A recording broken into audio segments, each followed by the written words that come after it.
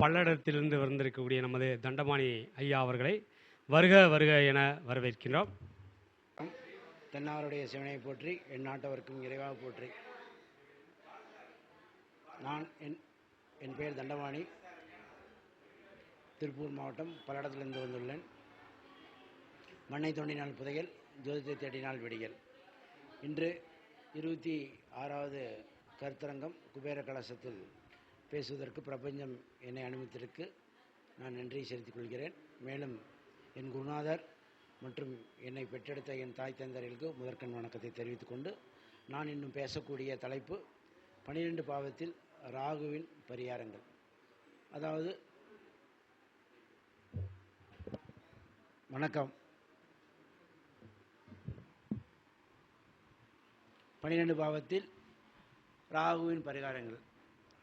முதலாவதாக, ராகு 1ஆம் வீட்டில் இருந்தால், லக்னத்தில் ராகு இருந்தால் கருப்பு மற்றும் நீல நிற ஆடை அணியக்கூடாது.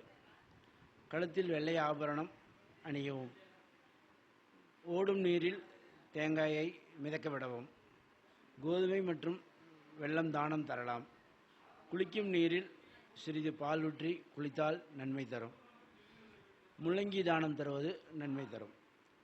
மேலும் 2ஆம் வீட்டில் ராகு இருந்தால் அதற்கான பரிகாரங்கள். பெற்ற தாயை நன்றாக பார்த்து கொள்ள வேண்டும். அம்மாவிடம் நல்ல உறவை மேம்படுத்தி கொள்ள வேண்டும். சண்டை சச்சரவு போடக்கூடாது. குங்குமம் மற்றும் மஞ்சள் வைப்பது நன்மை தரும்.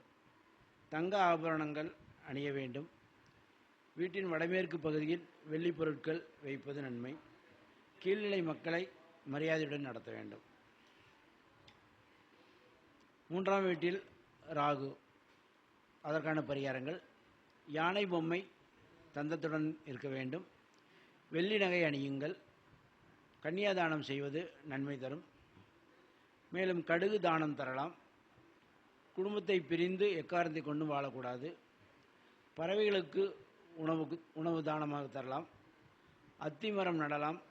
அத்திமரத்துக்கு நீரூற்றி வளர்க்கவும். பொய்சாட்சி எக்காரணத்தை கொண்டும் சொல்லக்கூடாது. 4ஆம் வீட்டில் ராகு, அதற்கான பரிகாரங்கள். வெள்ளி அணியுங்கள். கங்கையில் குளிக்கவும். சரஸ்வதி தேவி வழிபடவும் பூஜை செய்யவும். புகையிலை மற்றும் புகைப்பிடிக்கக்கூடாது. 5ஆம் வீட்டில் ராகு, அதற்கான பரிகாரங்கள். வெள்ளி யானை பொம்மை வீட்டில் வைக்கவும். மது மற்றும் அசைவம் விலக்கி வைக்கவும். முள்ளங்கி கோயில் மடப்பள்ளிக்கு தானமாக தரலாம். 2வது திருமணம், மனைவியை மீண்டும் 2வது திருமணமாக தாலி கட்டி செய்து கொள்ளலாம். மேலும் கடுக்காய் பச்சரிசை தானம் தரவும். கன்னியாதானம் செய்யவும். குடும்பத்தை விட்டு எக்காரணத்தை கொண்டும் பிரியக்கூடாது. அடுத்தபடியாக 6ஆம் வீட்டில் ராகு, அதற்கான பரிகாரங்கள். பழுப்பு அல்லது கருப்பு நிற நாய் வளர்ப்பது மிகவும் நல்லது. வெள்ளி பொருட்கள் எப்பொழுதும் உடன் வைத்து இருக்க வேண்டும். அல்லது வெள்ளி ஆபரணங்கள் அணிவது சிறப்பு. கருப்பு கண்ணாடி அணியலாம். தொடர்ந்து 6 நாட்கள் சரஸ்வதி தேவியின் சிலையின் பாதத்தில் நீல நிற மலர்கள் வைத்து பூஜை செய்ய வேண்டும். உடன்பிறப்புடன் ஒற்றுமையாக இருக்க வேண்டும். வீட்டில் இருக்கும் ஜன்னல்களுக்கு கூலிங் சீட் போடவும். 7ஆம் வீட்டில் ராகு, அதற்கான பரிகாரங்கள். வீட்டில் வெள்ளி நாணயம் வைக்கவும். பூஜை அறையில் ஓடும் நீரில் பாதாம் பருப்பு அல்லது தேங்காய் மிதக்க விட வேண்டும். எப்போதும் கங்கை நீரை வீட்டில் ஒரு பாட்டில் வைத்து கொள்ள வேண்டும். அல்லது ஒரு வெள்ளி கிண்ணத்தில் வைக்கவும். நாய் வளர்க்கக்கூடாது. நீல நிற ஆடை அணியக்கூடாது. பறவைகளுக்கு தானம் தரவும். நிலக்கரியை தண்ணீரில் மிதக்க விட வேண்டும். 8ஆம் வீட்டில் ராகு, அதற்கான பரிகாரங்கள். உங்கள் எடைக்கு சமமான நிலக்கரியை தண்ணீரில் மிதக்க வைக்க வேண்டும். தொடர்ந்து 43 நாட்கள் 8 பாதாம் பருப்பு கோவிலில் கொடுத்து 4 பாதாம் பருப்பு உங்களுடன் வைத்துக் கொள்ள வேண்டும். ஓடும் நீரில் விட வேண்டும் 8 பாதாம் பருப்பை. 800 கிராம் சோளம் வாங்கி பசுவின் கோமியத்தில் நன்றாக கழுவி பின்னர் ஓடும் தண்ணீரில் விட வேண்டும். எப்போதும் வெள்ளி நாணயம் அல்லது வெள்ளி ஆபரணங்கள் அணிய வேண்டும். தூங்கும்போது உங்கள் தலையணை கீழ் சிறிது சோம்பு வைத்து தூங்க வேண்டும். மின்சாரம் சம்பந்தமான எந்த வேலையிலும் வேலைத்துறையிலும் ஈடுபடக்கூடாது. 9ஆம் வீட்டில் ராகு. ஒரு நாயை வளர்க்கலாம், குதிரை படம் வீட்டில் வைக்கலாம், குங்குமம் திலகம் இட வேண்டும், தங்கம் ஆபரணம் அணியலாம், மதஸ்தலங்களுக்கு தொடர்ந்து பயணம் செய்து வாருங்கள், வீட்டை எப்போதும் சுத்தமாக வைத்துக் கொள்ளவும், கடுக்காய் கடுகு தானம் தரலாம், புகைப்பிடிக்கக்கூடாது. அடுத்தபடியாக 10ஆம் வீட்டில் ராகு, அதற்கான பரிகாரங்கள். எக்காரணத்தை கொண்டும் தலைமுடியை நிறைய வைக்கக்கூடாது. ஆண்களாக இருந்தால், பெண்களாக இருந்தால் அதற்கு தகுந்த மாதிரி அதை விரித்து போட்டு முடி விரித்து போட்டு இருக்கக்கூடாது. நீலம் மற்றும் கருப்பு நிற தவிர வேறு எந்த நிற தொப்பியை அணியக்கூடாது. ஓடுகின்ற நீரில் மைசூர் பருப்பை மிதக்க விட வேண்டும். பார்வையற்றவர்களுக்கு உணவளிக்கலாம், தான தர்மம் தரலாம். செவ்வாய்க்குரிய பரிகாரங்களை செய்து கொள்ளலாம். இனிப்பு மற்றும் சிவப்பு துணி தானமாக தரலாம். கடுகு புகையிலை தானம் செய்யுங்கள்.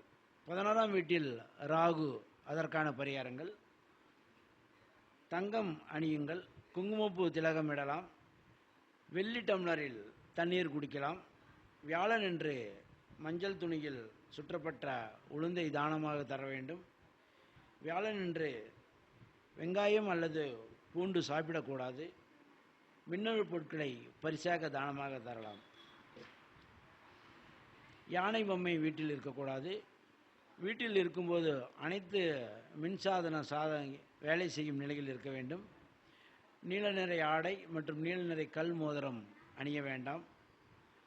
பயன்படுத்தாத பாத்திரங்கள் பரன் மீது வைத்து தலை குப்புற வைத்திருக்கக்கூடாது.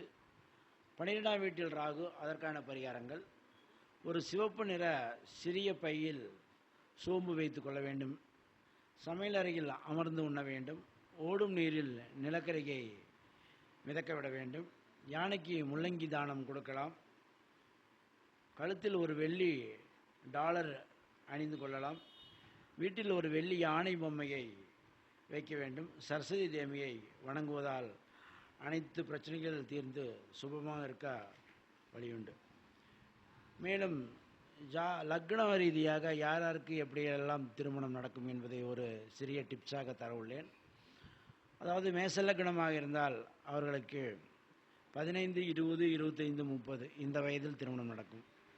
ரிஷப லக்னமாக இருந்தால் 16, 21, 26, 31. மிதுன லக்னமாக இருந்தால் 17, 22, 27, 32. கடக லக்னமாக இருந்தால் 18, 23, 28, 33. சிம்ம லக்னம் 19, 24, 29, 34. கன்னி லக்னம் 20, 25, 30, 35. துலாம் லக்னம் 19, 24, 29, 34. விருச்சிக லக்னம் 20, 25, 30, 35 இந்த வயதில் திருமணம் நடக்கும். தனுசு லக்னமா 21 வயதில், 26 வயதில், 31, 36 வயதில் திருமணம் நடக்கும். மகர லக்னமா 22, 27, 32, 37 வயதில் திருமணம் நடக்கும். கும்பம் 18, 23, 28, 33 வயதில் திருமணம் நடக்கும். மீனம் 19, 24, 29, 34 இந்த வயதில் இந்த லக்னத்துக்காரங்களுக்கெல்லாம் கண்டிப்பாக திருமணம் நடக்கும். மேலும் 5ஆம் இடம் கிரகமோ அல்லது 5ஆம் அதிபதியோ அதுதான் உங்களுக்கு லைஃப் பார்ட்னராக வருவதற்கு அமைப்பு. கோச்சார சனி சூரியனை தூண்டும்போது குழந்தை பிறப்பு உண்டாகும். குழந்தை இல்லாதவர்களுக்கெல்லாம் இந்த பாயிண்ட்டு அழகாக எடுத்து சொல்லலாம். தொழில் ரீதியாக யாருக்காவது என்ன தொழில் என்று கேட்டால், சந்திரனுக்கு 3ஆம் அதிபதி, அதாவது அம்சத்தில் யார் வீட்டில் இருக்கிறாரோ அந்த வீட்டின் தொழில் அமையும். அந்த தொழில் கண்டிப்பாக சொன்னால் அவர்களுடைய வாழ்க்கையில் சிறப்பாக இருக்கும். மேலும் பணவரவு அதிகரிக்க அதற்கான ஒரு பரிகாரங்கள். ஒவ்வொரு மாதமும் வரும் பரணி நட்சத்திரம் நாளில் சர்க்கரை மற்றும் கல்லுப்பு வாங்கி வீட்டில் வைக்க பணவரவு அதிகரிக்கும். இழந்த பொருட்கள் திரும்ப பெற அதற்கான பரிகாரங்கள். மேசம் அண்டு விருச்சிக ராசியினர் செவ்வாய்க்கிழமையில் பைரவரை வழிபடுவதால் சிறப்பான பலன்களை பெறலாம். மிளகு தீபம் ஏற்றி வழிபட்டால் இழந்த பொருட்களை திரும்ப பெறலாம். உங்கள் வீட்டில் குலதெய்வம் வாசம் செய்ய அதற்கான ஒரு பரிகாரம். கஸ்தூரி மஞ்சள், நெல்லிக்காய், ஏலக்காய், எலுமிச்சை அனைத்தையும் ஒரு மஞ்சள் துணியில் முடிந்து ஒவ்வொரு வெள்ளிக்கிழமையும் வீட்டின் முன்புறம் கட்ட வேண்டும். அடுத்த வெள்ளிக்கிழமை புதிதாக கட்ட வேண்டும். பழையதை நீர்நிலைகளில் போட்டுவிட வேண்டும். இப்படி செய்தால் உங்கள் குலதெய்வம் உங்கள் வீட்டிற்கு வாசம் செய்யும். மேலும் நிறைய திருமண தடைக்காக நிறைய பேர் திருமணமாகாமல் உள்ளனர். அதற்கான ஜோதிடர்களிடம் படையெடுத்து கொண்டிருக்கிறார்கள். இதற்கான ஒரு எளிய பரிகாரம் என்னவென்றால், பண ஓலையில் பின்னப்பட்ட சின்ன கூடையில் வெத்தலைப்பாக்கு, வளையல், மஞ்சள், குங்குமம், கயிறு வைத்து நன்றாக வாழ்ந்த வயதான 5 சுமங்கலிக்கு தானமாக கொடுத்து பாருங்கள். எவ்வளவு பெரிய திருமண தடை இருந்தாலும் விலகும். அடுத்த 6 மாதத்தில் திருமணம் நடக்கும். எந்த நட்சத்திரத்தில் எந்த காரியங்கள் செய்தால் சாதிக்கலாம், சக்சஸ் ஆகலாம் என்பதை பற்றி ஒரு எளிய டிப்ஸ். அஸ்வினி நட்சத்திரத்தில் சூரியனை வணங்கிவிட்டு தன்னை விட உயர்ந்தவர்களுக்கு உயர் அதிகாரிகளை சந்தித்தால் காரியம் பலிக்கும். அதே மிருகசீரிடம் அன்று மிருகசீரிட நட்சத்திரத்தில் சிவனை வணங்கிவிட்டு வாகனம் வாங்கினால் விருத்தியாகும். அஸ்தம் நட்சத்திரத்தில் அம்பாளை வணங்கிவிட்டு பெண் பார்க்க சென்றால் உடனடியாக நிச்சயமாகும். சிவனுக்கு அர்ச்சனை செய்துவிட்டு இரும்பு இயந்திரங்களை, தளவாட சாமான்களை வாங்கினால் தொழில் நன்கு வளர்ச்சி வரும். அனுசம் நட்சத்திரத்தன்று பெருமாளை வணங்கிவிட்டு வெளிநாட்டு பயணம் செய்தால் வெற்றியுடன் திரும்பலாம். நிலம் வாங்குவதற்கு திருவோண நட்சத்திரம் மிகுந்த நன்மையாக இருக்கும். முருகப்பெருமானை வணங்கிவிட்டு வெளியில் சென்றால் ஆக்சிடென்ட், அதாவது விபத்து நேராது. அவ்வாறு ஏற்பட்டால் காயமின்றி தப்பிக்கலாம். அவிட்டம் நட்சத்திரத்தன்று பூச நட்சத்திரத்தில் பெருமாளை வணங்கி வந்தால் தீராத வியாதிகள் தீரும். சர்ஜரி செய்வதற்கும் டாக்டரை அணுகி வைத்தியம் செய்வதற்கும் இந்த விதி பொருந்தும். மருத்துவர்கள் புனர்பூச நட்சத்திரத்தில் ஸ்ரீரங்கநாதரை வழிபட்டு வந்தால் கைராசிக்காரன் என்ற பெயரை எளிதாக பெற்றுவிடலாம். மாணவர்கள் ஒவ்வொரு மாதமும் புனர்பூச நட்சத்திரத்தில் பெருமாளை வணங்கி அர்ச்சனை செய்தால் படிப்பறிவு அதிகமாக வளரும். தேர்வுகளில் எளிதாக வெற்றி கிடைக்கும். இது படிக்கும் மாணவர்களுக்கு ஒரு முக்கியமான டிப்ஸ். அடுத்தபடியாக மூலம் நட்சத்திரம் உத்தர நட்சத்திரமாகும். அதாவது உத்தம நட்சத்திரமாகும். அருகம்புல் மாலை கட்டி விநாயகரை வணங்கிவிட்டு மேற்கொள்ளும் பயணம் யாவும் வெற்றியை தரும். எனக்கு வாய்ப்பு அளித்த குபேர கலச ஜோதிட அறக்கட்டளை மற்றும் இந்த கட்டளை நிறுவனர் காளீஸ்வரி மேடாவுக்கு நன்றி. ஏதாவது என்னிடம் ஜோதிடம் பார்க்க வேண்டும் என்றால், சந்தேகம் இருந்தால் நீங்கள் என்னை அணுகலாம். என்னுடைய செல்ஃபோன் நம்பர் 8072311613. எல்லோருக்கும் எல்லாம் கிடைக்கட்டும், எல்லாம் நிறைவேறட்டும். வாழ்வது ஒரு முறை, வாழ்த்தட்டும் தரமுறை. நன்றி, வணக்கம்.